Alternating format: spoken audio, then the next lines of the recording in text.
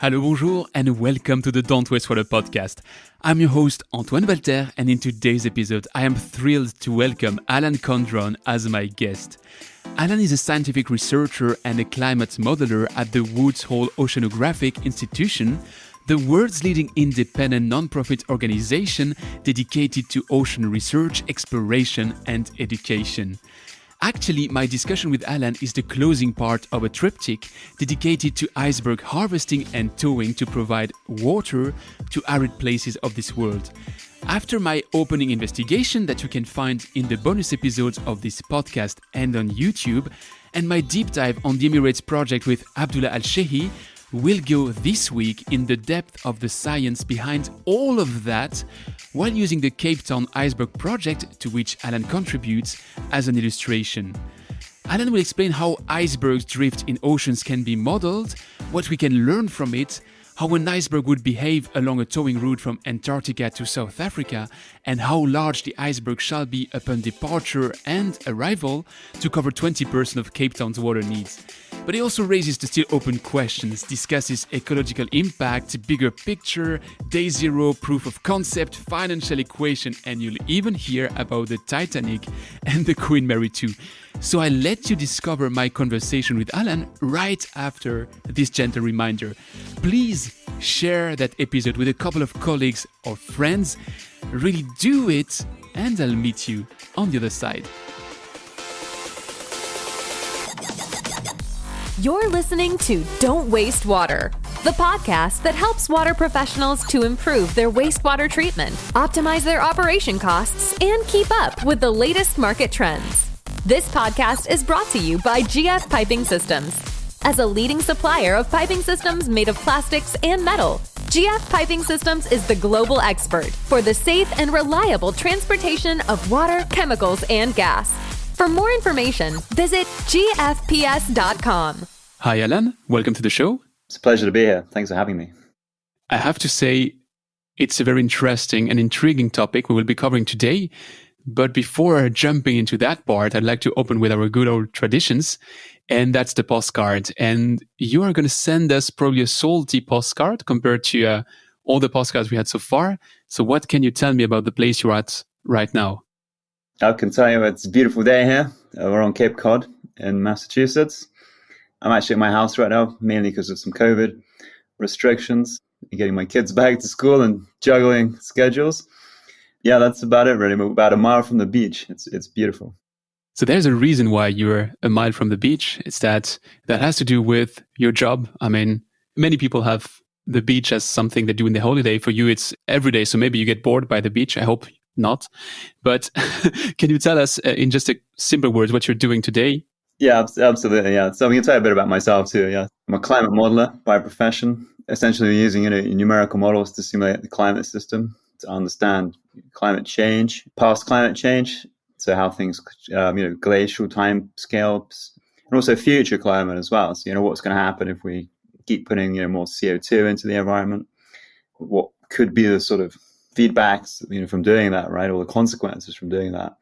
So my work kind of spans, a range of time scales. As you say, being close to the beach, it's inspiring as well because my work is obviously based, looking at the ocean circulation and how that changes. So, on the drive to work, you can get some inspiration from driving along the beach and looking out to sea and thinking, I can model that using my computer, You're working right now at the Hole Oceanic Institute, which is, according to what I read on the website, at least the biggest institute of that kind worldwide. Can you tell us a couple of words about WHOI? Yeah, so WHOI, we pronounce it, we say WHOI for short. Yeah, so I may end up saying WHOI quite a lot in this talk. Yeah, no, as you say, it's an oceanographic research institute. It's large, even on Cape Cod. I think it's the second biggest employer on Cape Cod. Apparently the hospital is bigger, but it's sort of from a scientific standpoint though, it sort of comes with a lot of prestige. So it's quite quite fortunate to work here actually. And we're doing a range of, not myself, but I think there's over at least 1,000, sort of science employees doing a range of things. And I do computer modeling, but there are people that also, go out on research boats, go to the Arctic, and they're taking measurements of the water dropping in like gliders and robots, even now into the water, sending them down. Woods Hole is also quite famous for finding the Titanic, which sank in 1912, I think. It was Bob Ballard. He was at Woods Hole for a while, and he was on the expedition that originally found the Titanic. So it's kind of cool. It sounds like the perfect transition to our deep dive for today, because we are going to be talking about icebergs quite a lot. And that all starts with a story I just saw popping up. And some auditors of that podcast reached out to me and told me, hey, what do you think about iceberg as a source of drinking water? And the first time I heard that, I was like, come on, that must be like a welcome side effect, welcome being into brackets of climate change, that we are now considering this kind of marketing moves because, there's iceberg bottled water, which is incredibly expensive and all of that. So I was really, really negative about it, but still curious. And I started looking into it. And the more I was looking into it, the more it turned out I was totally wrong. This sounds incredibly legit, and hence our discussion today. But before going into the core of the matter, I'd love to hear your own feedback. How did you first hear of that topic of towing icebergs for the sake of drinking water production? Yeah, it's a great question. It sort of came up from it from two angles, I guess. One is when I started out, so my research itself, I look a lot at the polar regions and ice sheets. And I've spent the sort of last 5 to 10 years writing a model, it's almost like a computer game in a way, to simulate icebergs and how they drift in the ocean. And the sort of, the goal of that model was to think about, if things like the Greenland ice sheet start to melting faster, or Antarctica, and more icebergs are going into the ocean, how might that influence global climate? And then at the sort of same time, having then built this iceberg model, the media, and this kind of gets back to your point, that the media seem to sort of, periodically put out these articles about people who want to tow icebergs. And it sounds a bit sort of science fiction in a way, perhaps, right? As you sort of dig into the literature, it's been around for quite a while. So yeah, I'd say I came across it over the last sort of 5 years. And having this iceberg model that I made, it made me curious. We can talk about this a little bit more later, about how I could actually use my model to sort of investigate this problem. But yeah, so the media kind of occasionally puts out these articles, and I think, people read them and go, wow, it just sounds nuts, right? But then you do a little literature search and you look back. And as you've just said, you find this, at least since the 1970s, kind of a wealth of information. I think what would be exciting to talk about in a minute is how that's developed over time, or not developed, actually. I mean, there haven't been any iceberg tows really performed, despite lots of discussion about doing it. That is a fascinating aspect of that full topic. It's that I found the first record to be mid-19th century of iceberg towing or iceberg towing projects. Some people wanting to tow some icebergs to India to sell them. Some others trying to bring them to places where they could be crushed for drinking water purposes. So really that is around for 2 centuries. And it's pretty easy to find the beginning of every project. The full rationale builds up. But then the reason why it never happens is something which is rarely documented. So do you have a known explanation of why it never happened so far? Yeah, that's also a good question. I think one of the main reasons, actually there were several reasons. I mean, I think sort of logistics of pulling it off is quite challenging. So yeah, right now people are, as you sort of mentioned, there have been sort of places where they've towed icebergs for short distances, and there's sort of this boutique market at the moment of iceberg towing or using icebergs. So in Canada and Newfoundland, there's a company that is basically cutting off little pieces of ice or getting small icebergs, and they're using it to brew beer or to make sort of what they call very pure water. And this is a market for that. It's like a boutique market. There's the purest vodka worldwide as well, which is called Iceberg, and which is from Canada. So it's really a marketing topic to that extent. Absolutely, yeah. And there's funny because we were up there a couple of years ago, and if you look at the bottom of the water, and it claims it's 10,000 years old water that you're drinking, because it was the idea that the snow falls on the ice and then takes that long to become the glacier, and then the iceberg comes down the coast. So, you're drinking this really old water. But to do it on a larger scale is always been the challenge. I think we can, we dive into this a bit later too, but there's so many aspects of actually pulling off the whole thing. There's the going out and getting the iceberg. You had sort of putting a line around it to move it in the first place, and then pulling it back, to where you want to go with it. And then there's huge amounts of uncertainty about how much ice you're going to lose, during the tow, how quickly these icebergs are going to melt. And that's partly where my work comes in as well.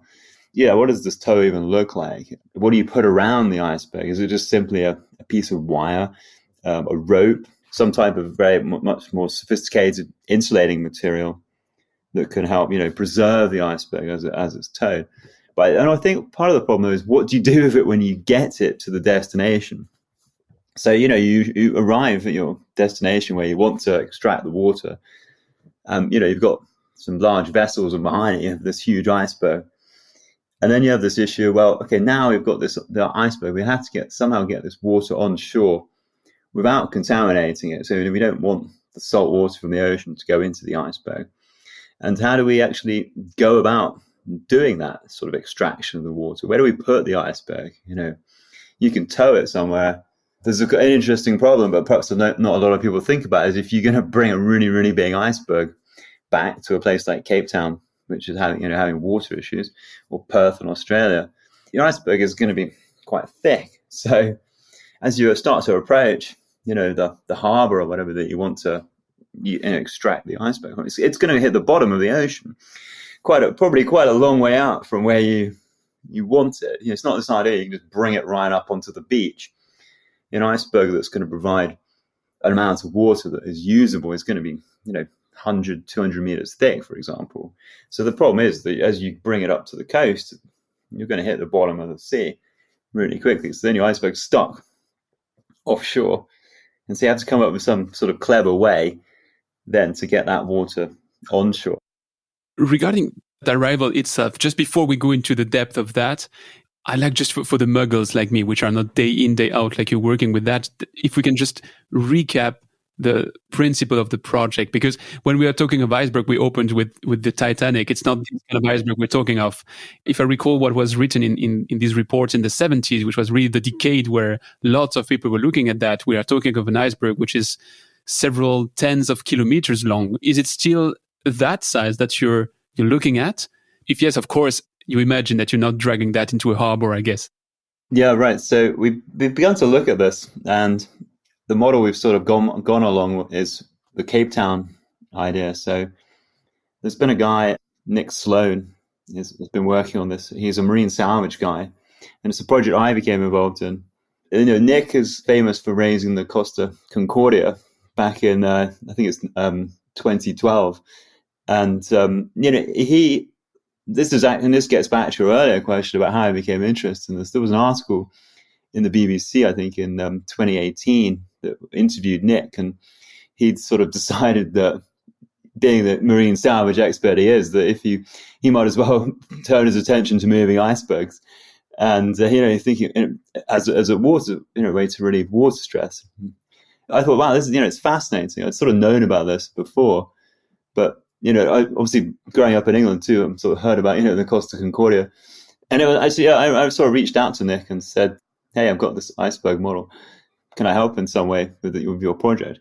But getting back to that, I did write some numbers down. So when thinking about Cape Town as a sort of a case example, Cape Town apparently uses 500 million liters of water a day, which is phenomenal to think about, right? And so the iceberg that Nick has got in mind to tow to Cape Town is going to relieve about sort of 1/5 of that. So about 100 million liters of water a day. That's the sort of iceberg he's got in mind. And so, chatting with Nick a little while ago, an iceberg that to provide that amount of water, when you bring it to Cape Town, it's going to have to be huge. It's going to be 600 meters. They've got some dimensions. So 600 meters long, 300 meters wide, and 200 meters deep. Okay, and that's the sort of smallest size it could be. So these are quite large icebergs on arrival. What we've been doing is thinking about, well, what does that iceberg need to be when you catch it in the first place? Because as you go get it and you tow it somewhere, it's going to melt, right? And so to think about how much melt is lost during the tow. And so, we've done this is where my model has come into this work, to think about, how much melt would be lost. And so think about, what's the size of the iceberg you initially need to target to bring it, to Cape Town. And what is your estimate at that melting rate? Because I've seen in the 70s, there was some scientists from the US Army that were saying, if you go to the equator, you have just a toe. Everything else is going to be melted. It's 100% melting rate. And that was my best guess to understand why it stopped in the 70s and didn't went further. And I've seen a French project led by Georges Mougin in 2003. And I think Georges Mougin is also working on the project in Cape Town. And they were working with Dassault Systèmes to do a modeling of all of that. And they were estimating the melt. So it wasn't the same route, but on their route, which was between Newfoundland and Canaria, they had, I think, 38% melting rate. So what is your estimate? I mean, your route goes from Antarctica to Cape Town. How long would that last? And how much of the iceberg would melt on that way? That's a good question. So you dig out some numbers for you. Let's see. A tow from Antarctica to Cape Town, depending on the speed that you're going to tow it. And the estimated speeds seem to vary between half a knot to 1 knot. So that's 0.25 meters a second to 0.5 meters a second. In my model, we go for the higher end, which is we can move in the iceberg at 1 knot. And that's based on some chats with Nick, who believes he can pull it fairly fast. But a tow from Antarctica to Cape Town is, in terms of distance, is still about 2,500 kilometers. It's a long way. If you tow it at 1 knot, you can get there in about 60 days, so about 2 months. And if you tow it at half a knot, it's double the time, almost 4 months. But the Cape Town route is quite interesting, and from a sort of oceanographic perspective, because of the proximity of Antarctica to South Africa. For the first part of the tow, if you were to go down and pick an iceberg that was drifting around Antarctica, the first part of the tow is actually in fairly cold water for a long time. You can get quite close to South Africa before you hit sort of more subtropical warm waters. And also, the nice thing about the South Africa tow is the direction of the ocean circulation at that point too. If you sort of essentially would want to go sort of a bit upstream or to the west of South Africa and then down to Antarctica, and the ocean currents then will actually be in your favor. They'll help push the iceberg towards Cape Town. So you're sort of essentially using the ocean currents to move the iceberg, and you can sort of then slowly pull the iceberg out of this sort of cold Antarctic water into the subtropics. Of course, things then kind of really go bad once you get into the warm water. At least in our model, this is when, as you start to approach Cape Town, you're really losing ice mass. Ice in warm water doesn't go very well, as most people know. So to answer your question about sort of sizes, we did a couple of runs in simulations in our climate model. The first one actually was to sort of take a step back from and just say, well, what's the smallest iceberg that can survive the tow in the first place? So if you were to go to Antarctica and you would grab a piece of ice and then pull it to Cape Town, even if it was just a tiny ice cube upon arrival, what would be the initial size? This is quite interesting because the initial size actually turns out to be quite close to what the size that Nick Sloan wants to have show up in Cape Town, an iceberg roughly 400 meters long and 200 meters thick. If you were to go and pick an iceberg that big from Antarctica and then you towed it to Cape Town, that was pretty much the minimum size, at least in our model, that will make it there before it melts. You mentioned the various ways to tow an iceberg. And again, my only experience here is the literature I read. And there's the first way, which is like oil companies do, so that icebergs don't collide with oil rigs, which is simply putting a cable and moving it a bit. Then you have this Dubai project, which is, I don't know if it's a competition or not to the Cape Town project, which is the other one alive currently in the world, where the owner of that project claims to have a patented way to drag and to catch the iceberg. And then you had many projects in the 70s who were all around wrapping the iceberg into plastic sheets, or sometimes on the full height of the iceberg, sometimes a bit more realistic on a certain part, which is the part which is really going in contact with the waves. Did you also have a look at the various possibilities? And according to you, what is the best compromise between practicity, cost? Yeah, so the answer to your question, that's sort of the second part of our project in a way.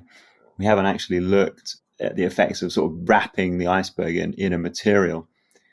As you say, there are some quite interesting ideas put forward to what this material might look like, right? Whether people discuss something called like a geotextile skirt, which would basically just be like a belt that insulates the iceberg around the wave line. So icebergs are really susceptible in terms of melt from waves crashing against the side of them. It's actually one of the biggest ways that icebergs deteriorate. So if you can stop that melt at the surface, then that's going to sort of preserve your iceberg for longer. Yeah, the other ways, as you described there, is that to wrap it in. There's been ideas to wrap the entire iceberg in some type of material.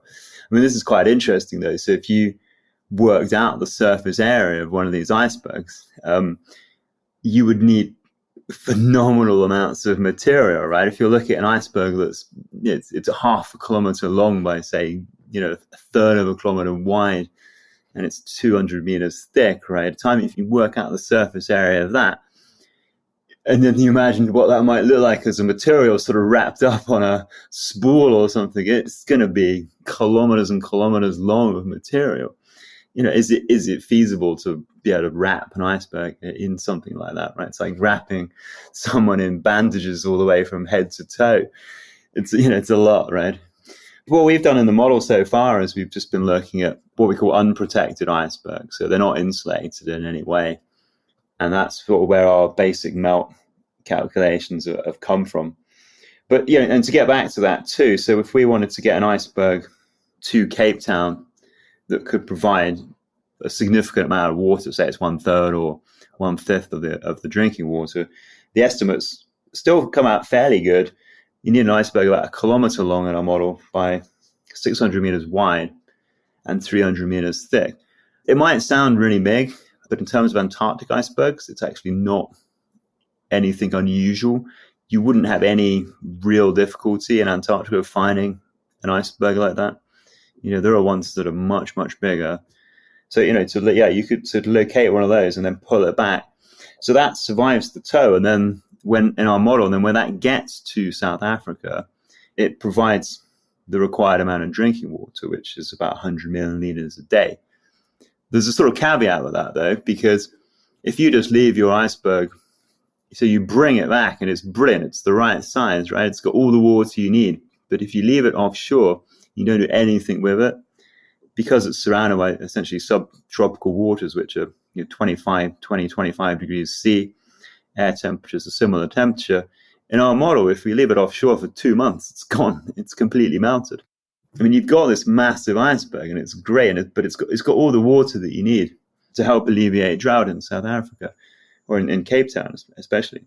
But if you can't harvest that water instantly, or if you can't find a clever way to stop the iceberg melting, like if you just left it offshore and you were standing on the beach every day looking at it from Cape Town, our model would be gone after 2 months.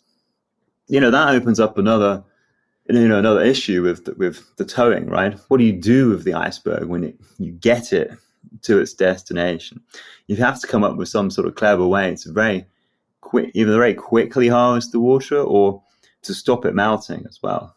That's a huge challenge.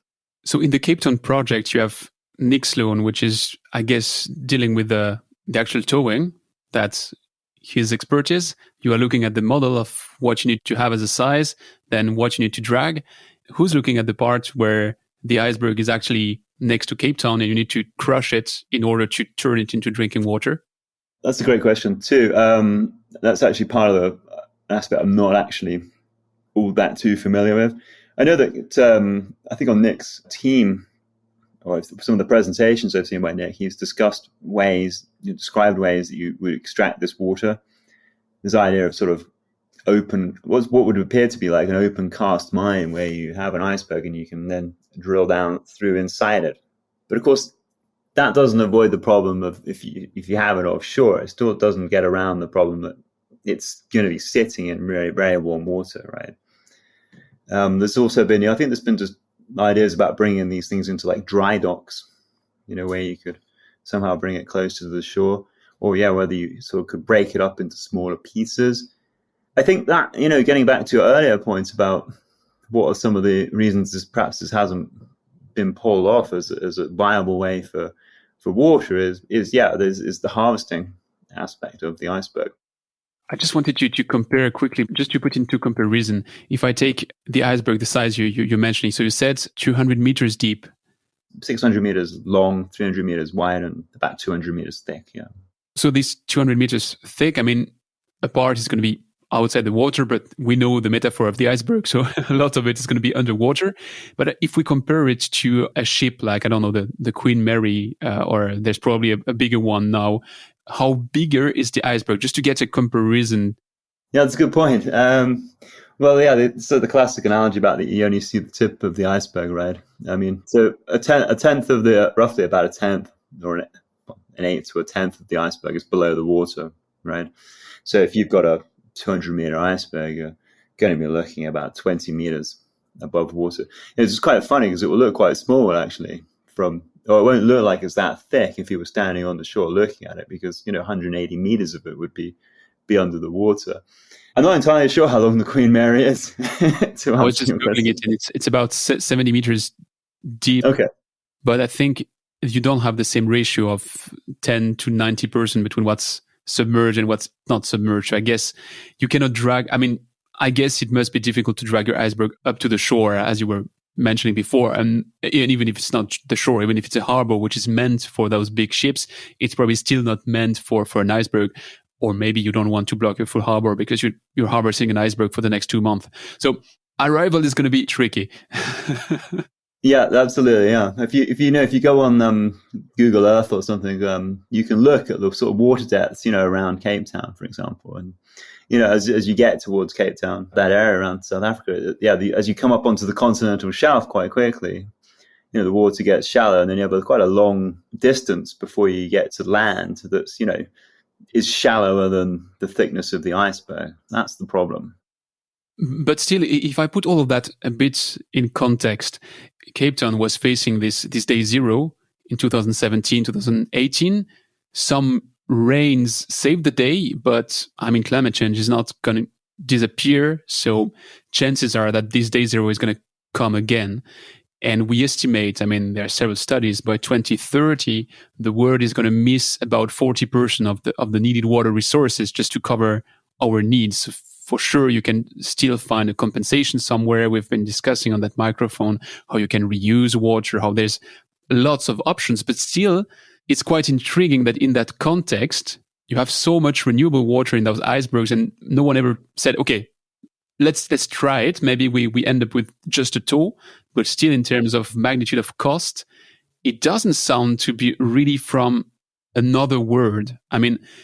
The Dubai project was mentioning about 100 million to do the tow. If I look back in the 70s, the projects were all between this 30 and 100 million landmark. Do you have an estimate, even really ballpark estimate for the project in Cape Town? Not off the top of my head. I know from some earlier discussion with Nick Sloan, he's done some sort of cost-benefit analysis, I believe.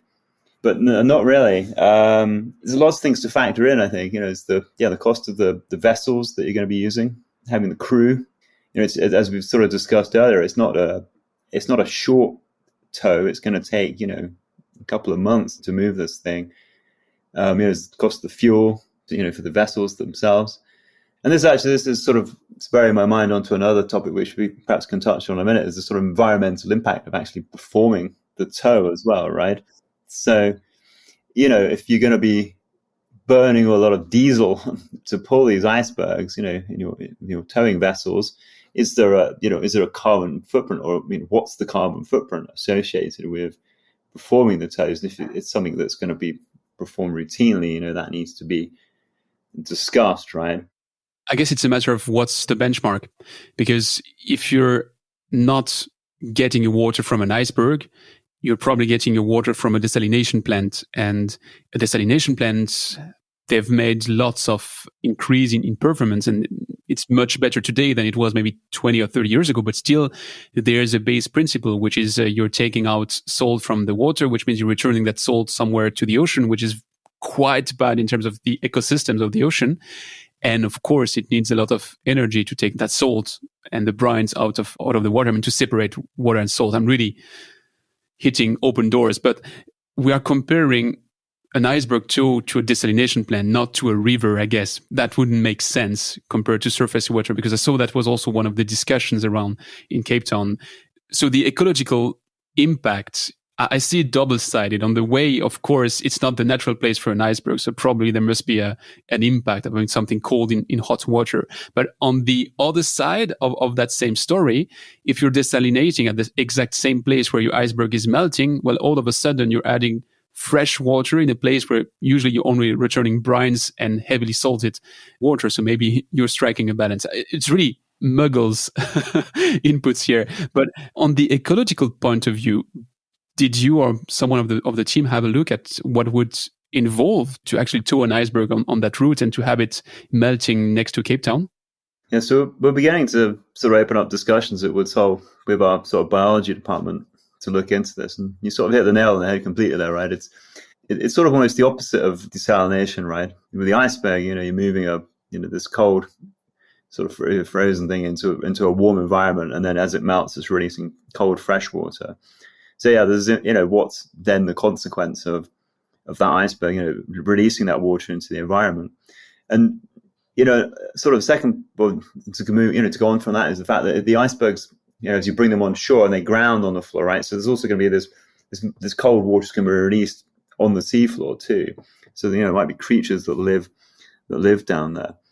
The preliminary studies I'm looking at in the model, where you're actually just towing the iceberg through the water, the sort of signature it leaves behind it in its wake, in its path, is actually quite minimal, because it's so small in terms of the large scale ocean, right? I mean, it might look big when you're looking at it, half a kilometer long iceberg, but on the grand scale of the global ocean, it's sort of like a drop in the water almost. And in the model, as we move this thing from Antarctica to Cape Town, we can look at how the release of this cold, fresh water is changing the ocean properties.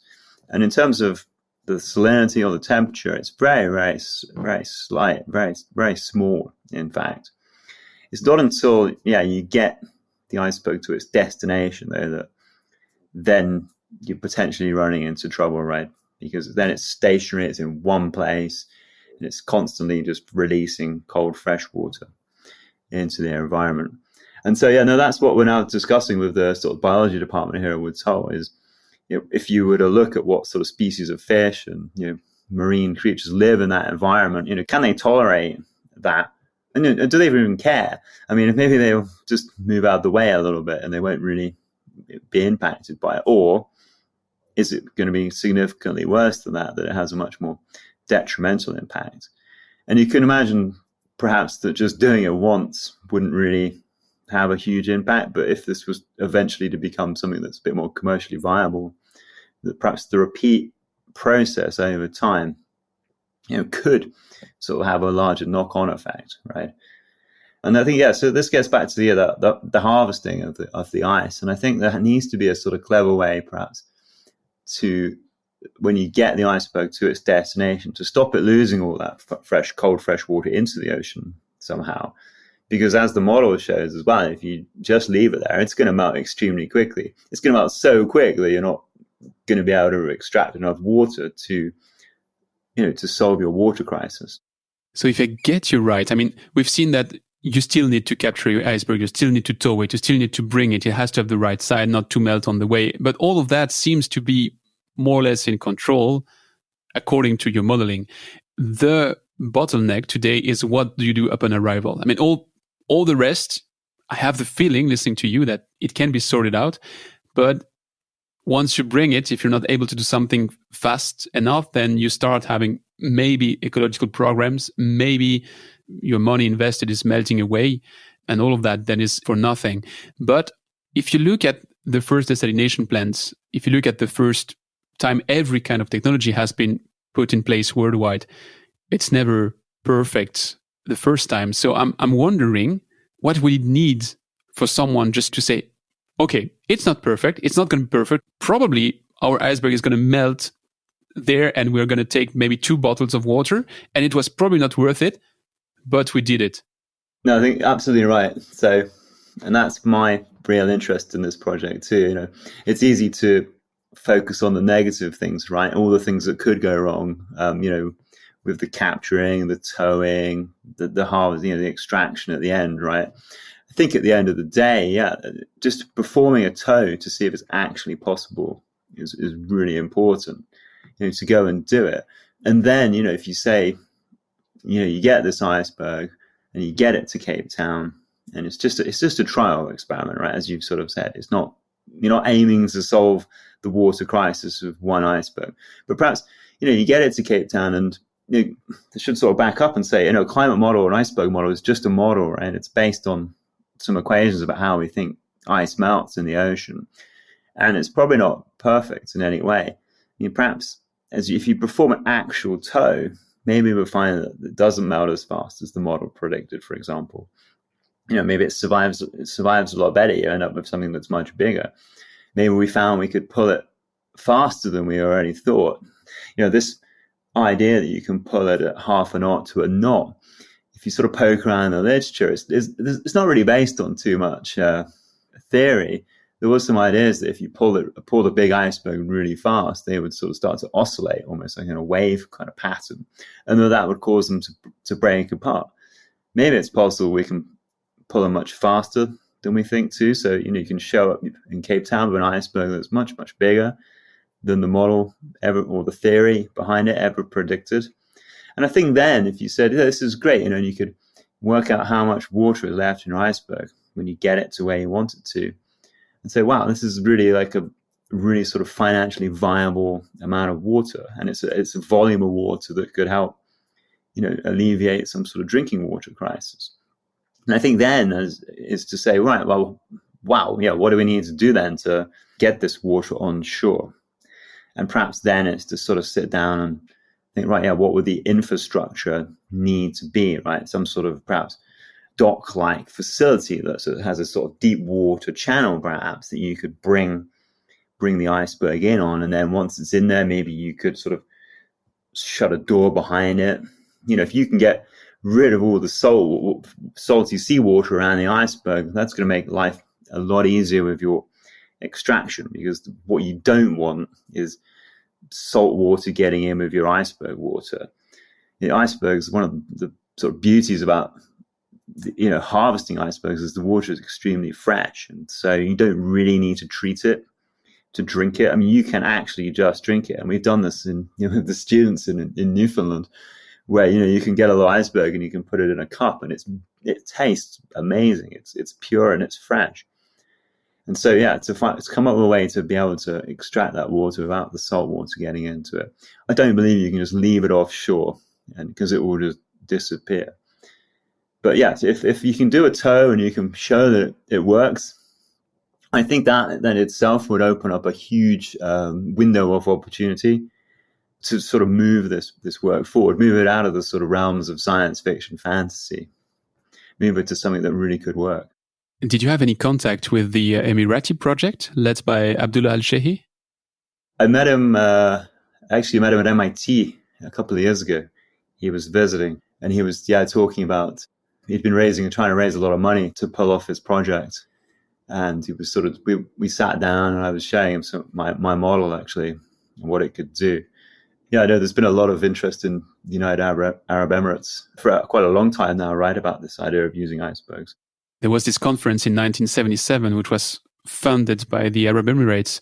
I read that was the moment in time where they had the most expensive piece of ice, because for the sake of the conference, they brought to the Iowa University a piece of ice that was captured in, I think it was Newfoundland or Alaska or somewhere around that. And it came by plane and helicopter. So of course, it's an expensive piece of ice that you put in your cocktail. But there was all this interest in the 70s. And as much as I understand that project, it's really the follow-up of that story. And if I got it right, to them as well, the first stage of the tow would be to tow it not to Dubai, but probably to South Africa or Australia, just to say, look, the tow is feasible. So I was wondering if you're competitors to that extent, or if it's really, if someone ever does it, it's opening the door to everyone else. Yeah, that's a good point. I mean, in terms of actually getting, fresh water into sort of the, large scale sort of drinking water system, right? You don't need to tow it right to the final destination. Almost perhaps you can get the closest piece of land that you could get it to, right? Is one way to think about that. Yeah, we looked at, in the model where I did some simulations of towing an iceberg to like Dubai, and the tow for it takes over a year, and you have to transit across the equator. So your iceberg is in exceptionally warm water for a long, long time. Yeah, no, I think you're absolutely right though, in terms of once this sort of done in one place, whether it could be pulled off, like towing an iceberg to Perth has also been, proposed.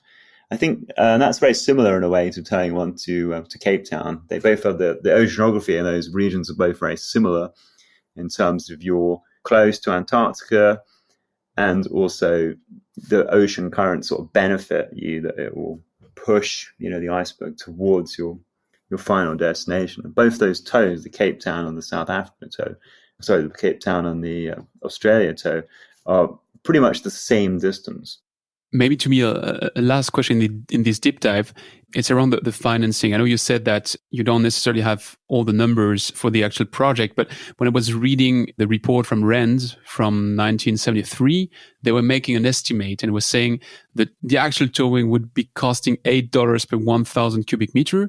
Then taking that water onshore would cost another $8, and then distributing it in the various system. I mean, if you take everything together, it would cost around $30 per 1,000 cubic meter, which sounds incredibly cheap. I would bet that is really, really, really, really too cheap. But even if you take those numbers and you multiply them by 10 or by 100, you're still at the magnitude of what desalination costs. And if now you compare to projects like atmospheric water generation and in the unconventional way, so not like you're not on the grid, you're really using solar power to generate your electricity, and then from that solar power you are also turning this atmospheric water into actual water that you can drink. And there are companies out there which have brilliant systems doing that, but that is considered today to be the most expensive water on earth to be produced. And those projects are backed by Bill Gates, by Jack Ma, by Jeff Bezos with their investment funds, which are reinvesting into that. And I'm just wondering, I mean, those projects get the financing, and probably through the fact that they get installed in the middle of nowhere, in the middle of the bush in Australia, they get better and better and better. And at some point, they're going to become maybe economic in places which have no access to any other sources of water. And on the other end of the scope, you have that sounds like the 70s, like something which is just around. And I'm wondering, does someone finance it, or is financing the missing piece? It's a great question. Yeah. Why has this idea been around for so long, right? Without somebody sort of backing it. And, someone hearing your podcast here would like to think about, actually funding it. I mean, I don't think I think we got to the stage now where it's quite, iceberg towing is not sort of as fantasy or science fiction as perhaps it sounded, all those years ago. I think the numbers run cheaper than desalination sometimes. And you can put a price on an iceberg. You can work out if you were to convert the iceberg purely into, water, and how much the equivalent would be to do desalination. The icebergs have a $1 million kind of price tag on them when they show up on arrival. No, yeah, we're looking for someone to back it. I mean, even if it's just to perform just one or two tows with large icebergs, whether it's from Antarctica to Cape Town and just to see, hey, wow, this thing, this survived. Or whether it's to do something a bit closer to home where we are at Woods Hole. I mean, Greenland is our closest place to get icebergs. But is financing on the critical path today? Are the projects financed, or are they missing the financing? I do believe he's raised private funding. My discussions with him probably about a year ago now was that one of the reasons he hadn't pursued anything so far was because of COVID-19 was getting in the way. I did hear kind of on the grapevine that the United Arab Emirates project was suffering from a lack of funding actually at the end of the day. Yeah, I think that is one of the biggest issues.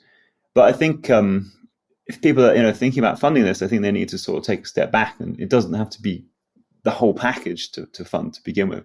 I think it should just be to do exploratory tows with icebergs, just to pull an iceberg into some warm water and see how quickly it melts. We can model it, but at the end of the day, to validate the model, to make sure the model is working, doing the right job, you have to have the tow to validate it against. And it would be very straightforward to go and do that. Just simply put a line around an iceberg, move it, and see how it survives. It's surprising that the iceberg towing has been sort of coming full circle now. But as there's been a long history about it. There's been lots of things written about it. There's been lots of cool pictures in magazines of photoshopped icebergs offshore of tropical beaches and things. But there is just sort of, at the end of the day, a lot of sort of the basic ideas of performing the tow is still very poorly known. What is the best way to tow an iceberg? Is it just a line? I mean, the Canadians routinely tow icebergs off of Newfoundland to stop them crashing into oil rigs, for example. But they're only towing them for maybe a couple of days at the most, right? So what does that look like when you try and tow an iceberg for months on end? What does the iceberg look like that you want to pick is another thing. What shape is it? I mean, perhaps something you don't want something that's totally square because it could be really slow and hard to tow. Maybe something that's more kind of like long, kind of rectangular, for example, would be good. How do you select the iceberg? What does this iceberg look like? You don't want an iceberg that's been drifting in the ocean for years and years and years, because they become what they call rotten ice after a while, where the salt gets into the ice, right? And then you end up with this kind of very brittle material, just essentially will sort of crumble if you try to move it. So you want something that's nice and sort of new. What's the best place to go and find this iceberg? And then, as you perform this tow, you need to do it in a scientific way. So, you would want to monitor how this iceberg is deteriorating, for example. It'd be cool to use, say, underwater robots to image the iceberg, perhaps every day or every half a day or something, to see how the shape's changing. And from there, you could work out, how much mass loss you were getting from the iceberg, how fast it was melting. And if you perform that over the entire tow, you would get an idea about how quickly the iceberg is deteriorating. You could estimate, you could have sensors on these little robots, for example, where you could detect any changes in water temperatures that may affect, the ecology, for example. Sort of the whole sort of iceberg towing package, at this stage, it really just needs some basic long tows being performed to sort of validate and to test, the viability of doing it. It's quite funny because it's a topic we've been discussing in totally different areas of the water world on that microphone, of how you model a treatment plant. But at some point, once your model is very detailed, you need to have an actual real plant to just calibrate your model and to then fine tune it and refine it and come to the final shape where you have a model which is a digital twin.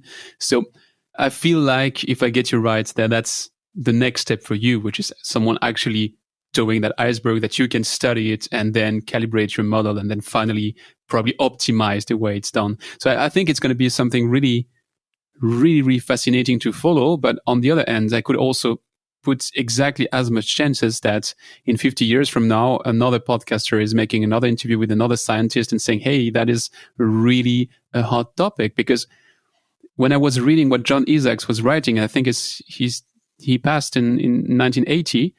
But when I read what he was writing, he was expecting that in the next 10 to 20 years, that was going to become mainstream. So future will tell. That was a fascinating deep dive. I propose you to switch to the rapid fire questions. Yeah, let's do the rapid fire questions. Sounds good.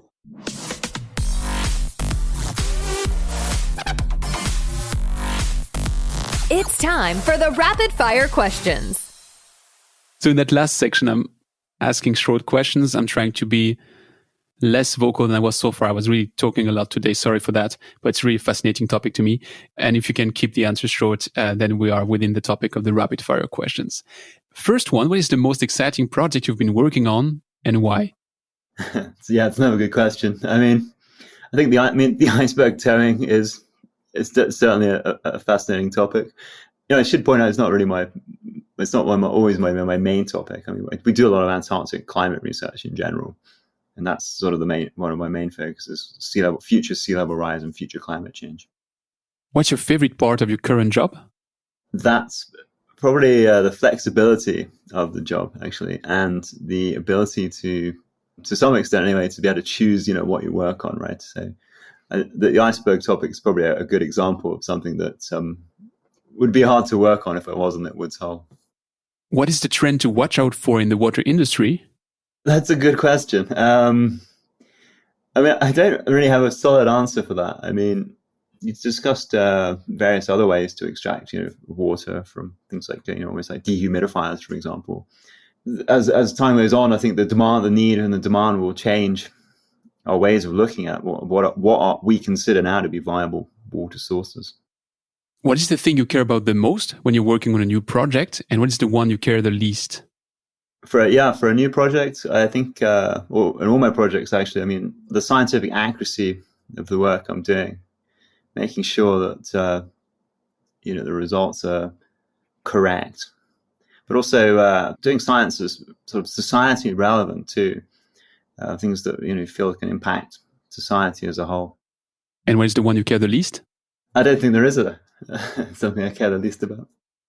Do you have sources to recommend to keep up with the water and wastewater market trends?